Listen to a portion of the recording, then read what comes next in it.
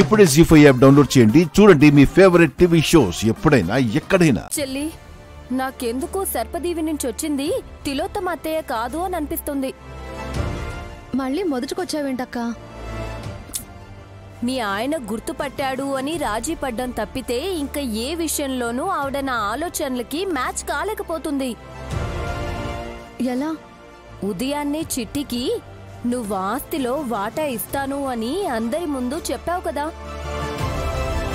అలాంటి ముఖ్యమైన ఘడియల్లోనే ఎవరినో చుట్టాల్ని కలవడానికి వెళ్ళింది అని మా ఆయన పచ్చడి మాటలు చెప్పాడు కదా. కోట్లు పంచేటప్పుడు తను ఉండదే. పైగా సుమనకి ఆస్తి వస్తుందని గుర్తు చేసిందే అత్తయ్య.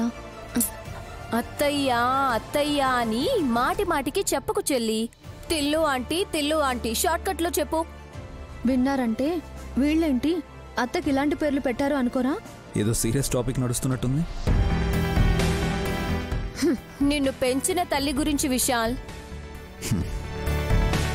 అమ్మ హాట్ టాపిక్ అయిపోయింది. ఆవిడేమో 50 ఏళ్లు దాటుతున్నా నేనింకా హాట్ గానే ఉన్నానని అనుకుంటుంది. ఇప్పుడంత వయసు కూడా కనిపించట్లేదక్క. ఎక్కడో శుభ్రంగా కడిగించి వాలేరనుకుంటా. వదినా, కాస్త అర్థమయ్యేలా మాట్లాడు. ఆ విషయం కాదు కానీ ఇందాక విక్రాంత్ బాబు అన్నట్టు అత్తయ్య చేతుకున్న గ్లౌజులు తీస్తే ఇంతకు ముందు రూపం కనిపిస్తుందేమో బాబుగారు. వాడికొచ్చిన ఆలోచన అమలు చేస్తే బాగుంటుందా? Why not Vishal? ఉలూచి పాప కాళ్లకు వేసిన గ్లౌజ్ తీసేస్తే పాము రూపంలోకి మారినప్పుడు మీ పెంపుడమ్మ కూడా మునపట్లాగా మారిపోతుందేమో. అసలు ఆ గ్లౌజ్ని టచ్ చేయనిస్తేనా? కాకపోతే నిప్పులు కక్కుతుంది. నాకర్థమైంది.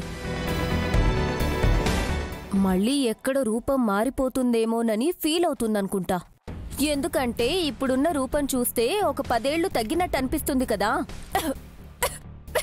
అయ్యో, పొలమారినట్టుంది. నైన్, మంచినీళ్ళు తీసుకురా. ఆ తిల్లు అంటేనే తిట్టుకుంటున్నట్టుంది.